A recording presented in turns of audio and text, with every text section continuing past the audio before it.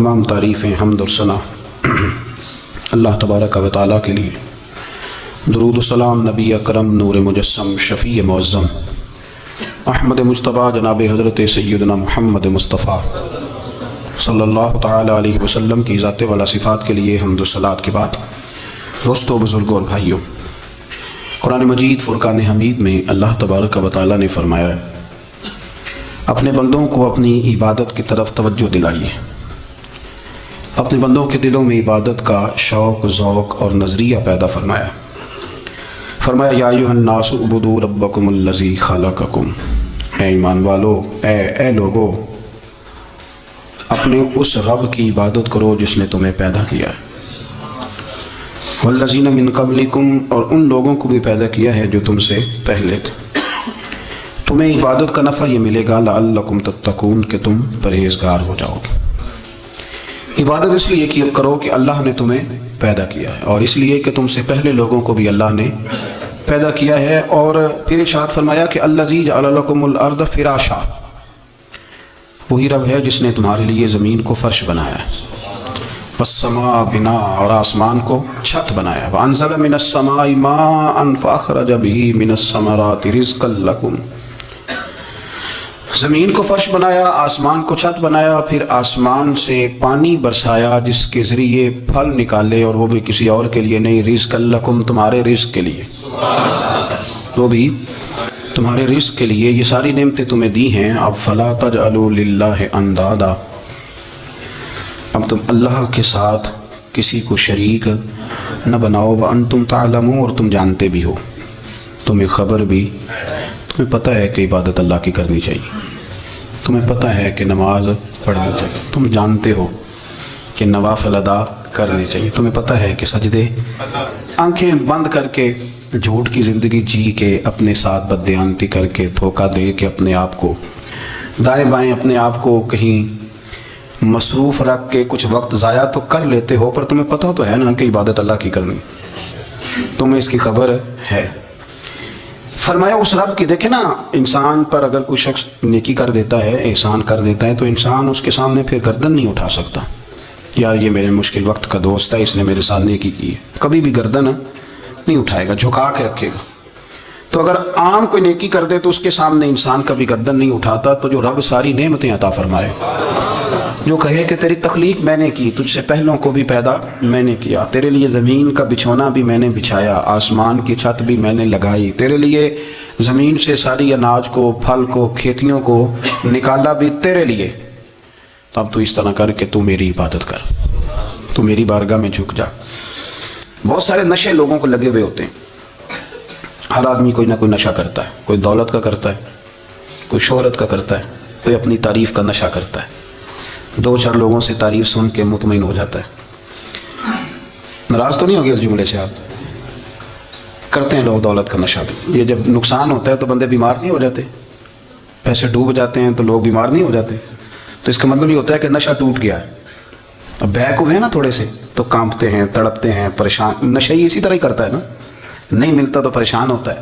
یہ سارے نشے ہیں، مختلف قسم کا نشہ۔ ہم مانتے نہیں اس بات کو، تسلیم نہیں کرتے، کیونکہ تسلیم کرنا بڑا مشکل کام ہے، اس کے لیے تو بڑی ساری چیزیں جو ہیں وہ دبوچ کے اور بڑی سارے رستے پھلانگ کے آنا پڑتا ہے، تو بڑا مشکل ہے ماننا، ورنہ کرتے ہیں ہم، ہمارا مزاج ہے۔ یہ گھومنے پھرنے کا، دنیا دیکھنے کا بھی ایک نشہ ہے، یہ بہت ساری باتیں کرنے کا بھی ایک نشہ ہے، گپ شپ کا بھی ایک نشہ ہے۔ دو چار لوگوں کی جب تک پگڑیاں نہ کھول لیں، بعض لوگوں کو نیند نہیں آتی، یہ غیبت کا، چغلی کا، بددیانتی کا، یہ بھی ایک نشہ ہے۔ اس پر ملا رومی رحمۃ اللہ نے بڑا کلام لکھا ہے، وہ کہتے ہیں مانگ کے کھانے کا بھی نشہ ہے، مانگ کے کھانے کا بھی نشہ ہے۔ وہ کہتے ہیں کہ ایک بھیک مانگنے والی خاتون تھی، تو بادشاہ کے پاس بھیک مانگنے آئی، تو بادشاہ کو پسند آ کہ اس نے شادی کر لی۔ اب اس کو عادت تھی بھیک مانگ کے کھانے کی، تو وہ کنیزوں سے کہا کرتی تھی کہ فٹافٹ نہ روٹی لے کے آیا کرو، میں 2-3 دفعہ مانگوں تو پھر لایا کرو، چونکہ ایک نشہ ہے نا، تو میں مانگوں 2-4 دفعہ تو پھر۔ تو انسان بہت سارے نشے کرتا ہے، یہ مانتا نہیں، یہ موبائل، یہ فیس بک، یہ سارے نشے ہی ہیں۔ اپنی فوٹو لگا لینا، سارا دن اسی کو دیکھتے رہنا، اور بڑے بڑے سیانے بندے جو وزادار ہیں، بڑے وزادار لوگ ہیں، لیکن وہ بھی سنجیدگی کے قائل نہیں، اس طرح کے نشوں کا شکار ہیں۔ یہ سارے نشے ہیں جو ہم نے پال لیے، ہمارے صوفیاء ہمارے بزرگ فرماتے ہیں کہ تم اس طرح کرو، اگر سارے نشوں سے بچنا چاہتے ہو تو سجدے کا نشہ شروع کرو، سجدے کا نشہ شروع کرو۔ یہ نا اقبال کہتے ہیں عطار ہو رومی ہو رازی، آپ بات کو سمجھیں، عطار ہو رومی ہو رازی ہو غزالی ہو، کچھ ہاتھ نہیں آتا بے آہ سحر گاہی۔ کہتے ہیں بہت بڑا صوفی ہو جیسے فرید الدین عطار تھے، بہت بڑا تصوف کا امام ہو جیسے امام غزالی تھے، بہت بڑا تفسیر کا استاد ہو جیسے امام رازی ہو، عطار ہو رومی ہو رازی ہو غزالی ہو، پر کچھ ہاتھ نہیں آتا بے آہ سحر گاہی۔ اگر سویرے اٹھ کے روتا نہیں نا اللہ کی بارگاہ میں، اگر تہجد نہیں نہ پڑھتا تو کچھ ہاتھ نہیں آتا بے آہ سحر گاہی، پھر اس کو کوئی چیز نصیب ہے۔ میری بات کی سمجھ آ رہی ہے آپ حضرات؟ جب تک آپ سویرے نہیں اٹھتے، آپ اللہ اللہ نہیں کرتے، آپ کو نوافل کا چسکا نہیں، عبادت کا مزہ نہیں، فرمایا میری عبادت کرو، یہ شوق پیدا کرو، میں نے تمہیں پیدا کیا ہے۔ ہم لوگوں کے نشے مختلف نشے، بڑا عجیب رنگ ہے۔ محفل کی صدارت کرنے والے بڑے پیر صاحب، بڑے القابات، اوہو بیچ میں سے بندہ تلاش کرنے سے بھی نہیں ملتا، اتنے بڑے لقب ہیں اس کے، لیکن وہ سج سمر کے 2.5 گھنٹے بیٹھا رہا محفل میں، اور نماز کا وقت آیا تو اس نے مختصر سی پڑھی، وہ نکل گیا، وہ ہلکے سے سجدے کیے، او اتنا بڑا عشق رسول نعت کا، او ہو کیا بات ہے، اور عشق رسول کا بہت بڑا پیغامبر، بہت بڑا مبلغ، وہ بیچارہ سمجھ ہی نہیں سکا کہ اللہ کے رسول نے فرمایا تو نماز پڑھ میری آنکھیں ٹھنڈی ہو جائیں گی۔ تو یہ نشے کے عادی تو ہیں پر حقیقت کے قائل نہیں ہیں۔ یہ بس ٹھیک ہے خوابوں کی دنیا میں لوگ زندہ ہیں، پر جن کو یہ جو نشہ تھا نا عبادت کا، یہ میرے رسول پاک کی چاہت ہے، یہ میرے نبی کریم علیہ السلام کی۔ آپ دیکھیں نا حضور مہینوں جا کے غار حرا میں بیٹھتے، کیا وہاں تبلیغ کرتے تھے؟ کوئی کتاب لکھتے تھے؟